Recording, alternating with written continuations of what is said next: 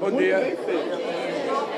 Olha, antes de vocês fazerem pergunta para mim, o nosso ministro Mauro Vieira vai falar um pouco sobre o papel do governo nessa COP. Tá bem? Então, com vocês, nosso ministro Mauro Vieira. Muito obrigado, presidente. Eu vou sair de perto para não ficar sem papagaio. Bem, bom dia a todos.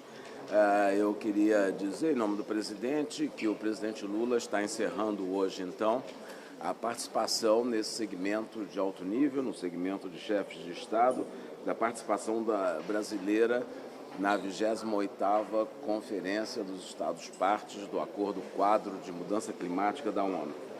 E os trabalhos da COP continuarão ainda pelos próximos 10 dias, só se encerrarão no dia 12, e ao longo desse tempo haverá negociações de vários temas, acordos e ajustes importantes a serem feitos até o dia 12. É importante dizer que a participação do presidente Lula nessa 28ª COP representa a volta do Brasil, é um dos símbolos da volta do Brasil ao mundo. E a volta também do que se fazia no passado, nos governos dele, da presidente Dilma, de se credenciar, além da delegação governamental, também a sociedade civil na discussão da COP. É importante dizer também que o presidente Lula teve uma participação no ato de abertura da COP, junto com o presidente dos Emirados Árabes, o Sheikh Mohammed, o secretário-geral da ONU, o rei Carlos da Inglaterra e o presidente Lula. Isso também é uma mostra, essa individualização de 4 oradores mostra o papel relevante que o Brasil tem tido, liderando pelo exemplo em todas as iniciativas de combate à mudança climática e preservação ambiental. O presidente Lula participou também de vários outros eventos ao longo desses 2 dias. Ele participou dessa abertura que eu já falei, depois fez um pronunciamento importante também, um discurso de muita substância no segmento de alto nível, e no dia de ontem ele participou da cúpula do G77 China e também do evento sobre florestas, protegendo a natureza para o clima, vida e subsistência. Além disso, o presidente teve também uma série de encontros bilaterais com outros chefes de Estado. Ele se reuniu com o primeiro-ministro do Reino Unido, ele se reuniu com o secretário-geral da ONU, com a presidente da Comissão Europeia, Ursula von der Leyen, e também com o primeiro-ministro da Espanha, Pedro Sánchez. No segundo dia, ele se encontrou com o presidente de Cuba, Miguel Díaz-Canel, com o presidente da França, Emmanuel Macron, e o presidente da União Africana, Moussa Faki, que trouxe ao presidente um convite para que ele participe da próxima Assembleia Geral da União Africana, que se realizará em Addis Abeba, na Etiópia, em fevereiro do próximo ano, em torno do dia 17 e 18. Houve encontro com o Sunak? Sim, com o primeiro-ministro britânico, Sunak.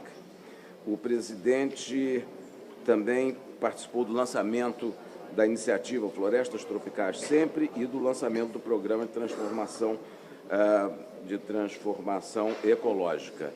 É importante dizer também que a COP28 é um importante marco no processo do Acordo de Paris, quando vai haver uma avaliação agora que será completada na COP30, que se realiza em Belém do Pará, candidatura de Belém proposta pelo presidente Lula ainda ano passado na COP27, e quando, nesse momento, os países deverão apresentar suas novas contribuições nacionalmente determinadas para justamente reduzir a emissão de gases de efeito estufa. O Brasil já anunciou, o presidente já anunciou a mudança, a revisão dessas metas, passando de 37% para 48% em 2025 e 53% até 2030.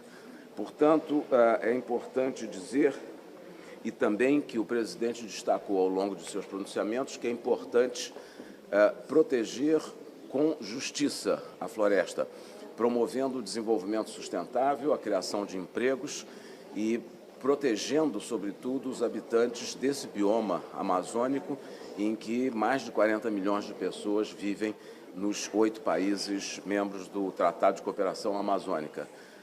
Isso tudo também é uma consequência, um resultado da Cúpula da Amazônia, organizada no Brasil, por iniciativa do presidente, no mês de agosto último, em que estiveram presentes os 8 chefes de Estado dos países amazônicos. Creio que, com isso, presidente, dei uma ideia geral do que aconteceu nesses 2 dias e da importância da sua presença com uma delegação, com um conjunto, a participação do Brasil se refletiu através de uma importante participação do governo federal, da sociedade civil e do empresariado, uma ação conjunta dessas 3 grandes unidades da sociedade brasileira na COP. Muito bem. Obrigado. Jornalista não bate palma, então. Uma coisa que eu queria lembrar a vocês é o seguinte. Ontem, no encontro com o movimento social brasileiro, eu alertei as pessoas para que ninguém fique imaginando que vai ser possível em algum lugar repetir uma COP como essa, com, sabe, o luxo, a riqueza das coisas, ou seja, a importância, sabe, não é possível fazer isso em outro país do mundo, eu não sei, a não ser que seja em outro país árabe, quem sabe no Principado de Mônaco, ou sei lá onde. Mas nós vamos fazer uma COP com a cara do Brasil, com o povo brasileiro, no estado amazônico, que vai ser a grande novidade. Eu disse ontem que se a gente não tiver o palácio que tem aqui para a gente fazer uma reunião, a gente pode fazer embaixo de uma copa, de uma árvore e discutir os assuntos do mesmo jeito, ou fazendo uma canoa no Igarapé. Essa vai ser a nossa COP, sabe, no Brasil em 2025. Mas dizer para vocês que eu volto agora para a Alemanha e depois para o Rio de Janeiro para reunir o Mercosul, eu volto muito feliz. Muito feliz porque nós estamos saindo de um encontro internacional que a cada ano que passa ganha mais envergadura, ganha mais responsabilidade e ganha mais representatividade. O Brasil é um país, sabe, que ninguém hoje no planeta pode discutir a questão do clima sem levar em conta a existência do nosso país, sem levar em conta a nossa experiência e sem levar em conta o que vai acontecer no Brasil nessa questão da transição energética. Eu tenho dito que não existirá nenhum país do mundo em condições de oferecer ao planeta a quantidade e as variáveis de opção de energia limpa como o Brasil pode oferecer. É uma coisa impressionante, nós achamos que é uma oportunidade que o Brasil está tendo no século XXI de fazer uma revolução econômica a partir da chamada bioeconomia, chamada da economia verde, chamada da renovação energética que o mundo está passando. E foi isso que nós viemos mostrar aqui. Vocês viram ontem que eu me emocionei na questão da floresta, porque é a primeira vez. Todo mundo fala da Amazônia. Há 30 anos atrás, tinha gente que comprava terra na Amazônia. Um tempo desse, eu conversei com uma jornalista, ela me disse que ela era criança quando o pai dela pediu para ela comprar um pedaço de terra na Amazônia. Sabe? Então, todo mundo fala da Amazônia. Tá? Então, ontem, nessa COP, foi a primeira vez que a floresta amazônica e outras florestas falaram o que querem, como querem e para que querem. Daí porque a minha emoção, até porque eu estava falando da Amazônia, eu sou de Pernambuco, com uma ministra que nasceu na Amazônia, que foi seringueira no estado do Acre, que se alfabetizou aos 16 anos e que, portanto, ela era que tinha que falar. Ou seja, foi um gesto de reconhecimento e de mostrar ao mundo que o Brasil está levando essa questão muito a sério, muito a sério. Ou seja, nós queremos convencer, nós não queremos brigar, nós queremos convencer as pessoas que investem em agricultura, as pessoas que investem em indústria de imóveis, as pessoas que investem na criação de gado. Nós queremos mostrar que é plenamente possível a gente manter a floresta intacta e a gente ter terra para a gente plantar o que quiser. Com o avanço da genética, o avanço da engenharia, a gente pode produzir muito mais na mesma quantidade de hectares se a gente discutir o melhoramento da terra. Nós estamos agora com um programa muito sério, que é a recuperação de quase 40 milhões de hectares de terras degradadas. Isso é praticamente quase o que nós temos hoje de plantado, portanto, a gente vai poder dobrar a produção do que a gente quiser, sem mexer em nenhum bioma nosso. Nós precisamos manter, sabe, a Caatinga, nós precisamos ter o Cerrado, manter a Mata Atlântica, manter o Pantanal, manter a Amazônia, tudo, sabe, intocável, sem precisar mexer, preservando, porque aí é que está a riqueza dessa combinação, sabe, de melhorar a qualidade da vida das pessoas que estão lá. As pessoas que estão lá, na verdade, são os principais homens e mulheres guardiãs, sabe, da manutenção dos nossos biomas, e nós temos que fazer disso não um santuário, nós temos que fazer disso um modelo de desenvolvimento, porque as pessoas que destruíram o planeta, as pessoas que mais, sabe, emitiram gás de efeito estufa ao longo de todo o processo da industrialização do mundo, têm uma conta a pagar com a humanidade. Não é a partir de agora, é a partir do passado e, portanto, nós precisamos transformar a preservação numa fonte de recursos constante, não é apenas do financiamento para não desmatar. Ao não desmatar, tem que cuidar. E ao olhar para uma copa de uma árvore, nós temos que lembrar a riqueza da biodiversidade e nós temos que ligar que lá embaixo tem um indígena, tem um pescador, tem um seringueiro, tem um ribeirinho, sabe, tem um pequeno trabalhador rural. Então, essa gente faz parte da biodiversidade do nosso planeta e da Amazônia. Então, isso que nós viemos falar aqui. Eu saio daqui muito satisfeito. Inclusive, o maior presente que a minha delegação leva ao embarcar, sabe, para Berlim, é o carinho com que nós somos tratados, o respeito com que todos os governantes de todos os países nos trataram. E eu saio daqui com a certeza de que nós vamos chegar na COP30 altamente preparado, possivelmente seja a maior COP já realizada, sabe, em todos os tempos, porque vai ser na Amazônia. Eu sinto a expectativa de muita gente querer ir para a Amazônia, querer conhecer a Amazônia, ver a riqueza, a beleza da Amazônia. E eu acho que a gente, então, vai ter um outro patamar nas discussões da COP.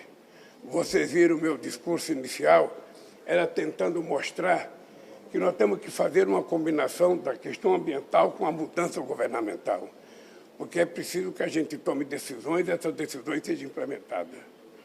Sabe, os países ricos muitas vezes acham que o problema é só dinheiro. Então, para qualquer coisa, eles oferecem dinheiro. Não é só dinheiro. Eles também têm responsabilidade de diminuir as emissões de gás de efeito estufa. Todo mundo sabe que uma pessoa que trabalha numa sala com ar-condicionado, que depois sai no seu carrão para ir para casa, todo mundo sabe que ele emite mais gás de efeito estufa do que centenas de pobres, sabe, que moram na periferia, que não andam de carro, sabe? Então, é esse mundo que tem que ser compreendido. Tá? Nós temos que tentar diminuir o pensamento da individualidade e tentar mostrar a necessidade de pensar coletivamente, porque é um mundo só. Não tem dois planetas. Não descobriram vida na Lua, não descobriram Marte, não descobriram Plutão, não descobriram nenhum outro planeta. Então, nós temos que cuidar de nós mesmos aqui. Então, essa é a riqueza desse encontro. O Brasil, acho que está com a maior delegação de todos os países. Muita gente do movimento social, muita gente, sabe, de ONGs. Sabe, eu acho isso extraordinário. Então, eu saio daqui muito satisfeito, muito realizado, com muito mais responsabilidade, porque a partir de agora, até 2025, é um passo. Parece que está longe. Mas quando a gente tem mais responsabilidade, o tempo passa muito mais rápido. E aí nós vamos ter que trabalhar muito. Então eu quero agradecer, inclusive, a cobertura de vocês. Espero que vocês continuem cobrindo isso, porque a informação que vocês passarem para a sociedade vai ajudar ela a pensar melhor ou pensar pior. Eu acho que nós temos que passar mensagens construtivas daquilo que nós queremos que o mundo seja daqui para frente. A Renata aqui. Agora alguém vai coordenar. Eu ajudo aqui. Renato da Record aqui. Bom dia, presidente. Presidente, não é contraditório? Ontem o senhor confirmou que a gente vai entrar na OPEP+. A gente participando de uma COP, falando justamente na diminuição de combustíveis fósseis, e o Brasil anunciando numa COP que a gente vai entrar na OPEP+. Como que fica? E criar a Petrobras Arábia. Olha, primeiro o nome é tão chique que só por ser chique o Brasil deveria entrar. OPEP+. Poderia ser observador. Veja, o observador ele vai para ouvir e vai para dar palpite. E por que é importante o Brasil participar? O Brasil é observador do G7. Eu estou convidado, desde que eu ganhei o primeiro ano de 2003, eu sou convidado para o G7. Eu sou observador. Nós convidamos para o Mercosul observadores. Nós convidamos para o G20 observadores. Nós convidamos para os BRICS observadores. As pessoas que vão.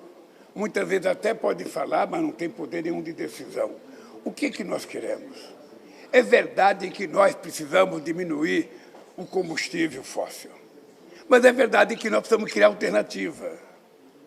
Então, antes de você acabar por sectarismo, você precisa oferecer à humanidade a opção. E a nossa participação na OPEP Plus é para a gente discutir com a OPEP a necessidade dos países que têm petróleo e que são ricos começar a investir um pouco do seu dinheiro para ajudar os países pobres do continente africano, da América Latina, da Ásia, a investir em combustível fóssil. Eles podem financiar.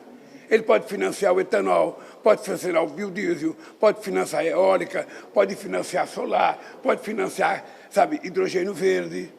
Esse é o nosso papel. Esse é o nosso papel. Eu ontem estava dizendo para uma companheira, acho que para a companheira Marina, quando eu fui entrar no sindicato em 1969, os meus companheiros que pertenciam ao Partido Comunista Brasileiro diziam assim para mim: ô Lula, você não pode entrar no sindicalismo, o sindicato é pelego, você não vai conseguir mudar nada, você vai virar pelego. E o que aconteceu? Nós mudamos a cara do sindicalismo brasileiro.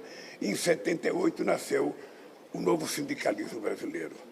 Eu acho que é participando desses fóruns que a gente vai convencer as pessoas que uma parte dos recursos ganhos com o petróleo deve ser investido para a gente ir anulando o petróleo, criando alternativas. É isso que nós vamos fazer. É isso. Então, é muito importante, não tem nenhuma contradição, não tem nada. O Brasil não será membro efetivo da OPEP nunca, porque nós não queremos. Agora, o que nós queremos é influir. É isso. Presidente. Presidente, bom dia. Valor, né? Fábio, sou o Fábio do Valor Econômico. Presidente, o Jean Paul Prats anunciou ontem que a Petrobras está criando uma subsidiária aqui no Oriente Médio, a Petrobras Arábia. Queria saber do senhor qual que é a importância estratégica dessa subsidiária para o Brasil e também nesse momento em que se fala de descarbonização, porque a Petrobras Arábia vai fazer o quê? Vai investir em hidrogênio verde? Imagina que vai investir em petróleo, né? Olha, primeiro, você deve fazer essa pergunta para o Jean Paul Prats. Você deve fazer a pergunta para ele, porque eu não fui informado de que a gente vai criar uma Petrobras aqui. Como a cabeça dele é muito fértil e ele pensa numa velocidade de Fórmula 1 e eu funciono numa velocidade de Volkswagen, eu preciso aprender o que é isso que ele vai fazer. Se a Petrobras tem algum investimento para fazer aqui, eu não sei no quê. Mas a Petrobras não vai deixar de prospectar petróleo. É importante lembrar isso, porque o combustível fóssil ainda vai funcionar durante muito tempo na economia mundial. Enquanto ele funcionar, nós vamos conseguir pegar petróleo, nós vamos melhorar a qualidade da gasolina. É importante vocês lembrarem que não é de hoje. A gasolina brasileira já tem 27 de etanol misturado a ela. Já não é poluente como as outras. O nosso diesel já tem 12% de biodiesel. quando a gente fala de combustível no Brasil, vocês têm que lembrar que nós estamos um passo à frente dos outros. Sabe? Então, o nosso petróleo já tem uma mistura.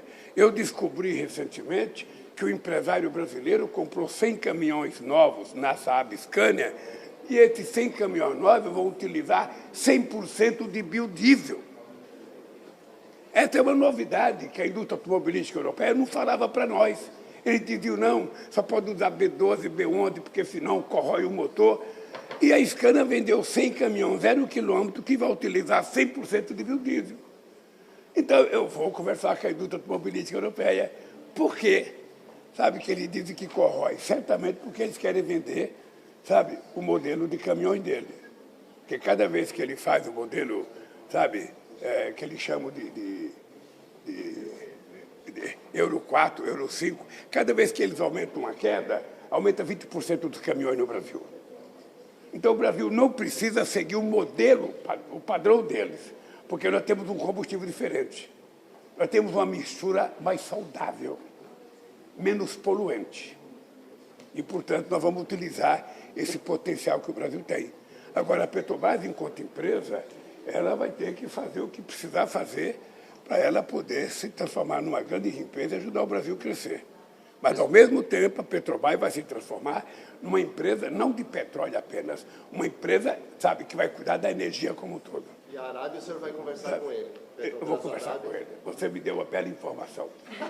Pessoal, a gente só tem mais uma pergunta, porque o slot do avião, a gente tem pouco tempo. Aqui também tem slot. Se eu não embarcar, eu não desço lá. Presidente, Edilene Lopes, da Rádio Tatiaia, a fala do presidente Emmanuel Macron ontem indica que o acordo com a União Europeia não será fechado durante a presidência brasileira do Mercosul, e o senhor acabou não se reunindo com o presidente da Guiana. Como é que está a intermediação para esse conflito? O senhor tem algum temor de que ele se escalhe na região?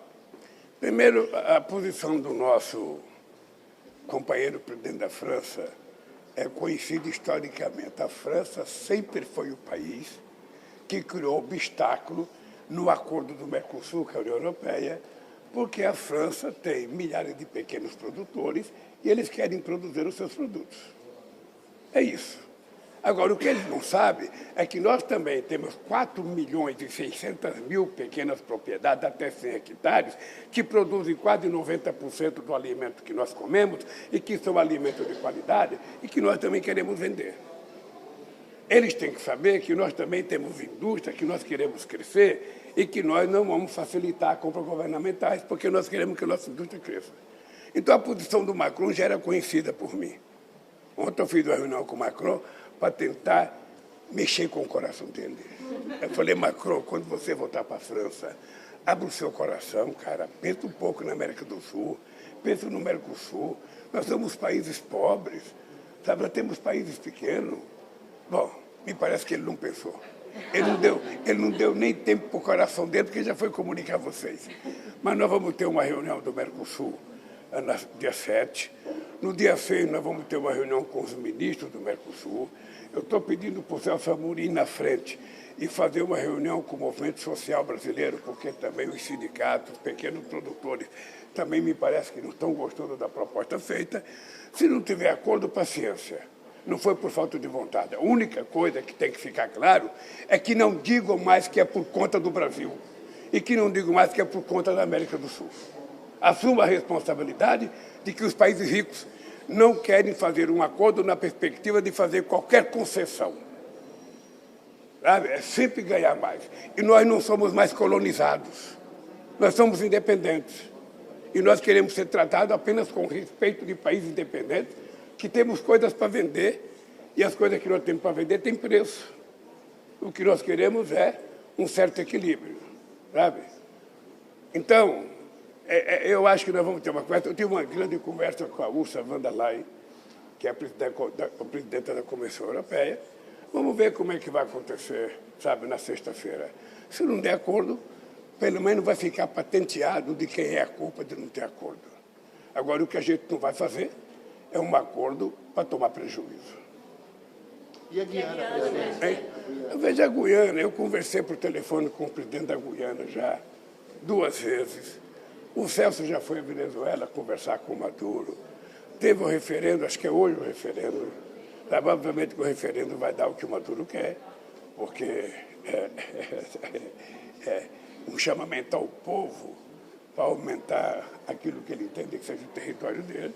Ele não acata um acordo que o Brasil já acatou. Porque não só a decisão de 1887, como a decisão de 1965, em que houve um acordo, houve um tratado que o Brasil aceitou, sabe? E eles agora estão dizendo que não aceitam. Vamos ver o que vai dar. Eu acho que só tem uma coisa que o mundo não está precisando. Só tem uma coisa que a América do Sul não está precisando agora, é de confusão.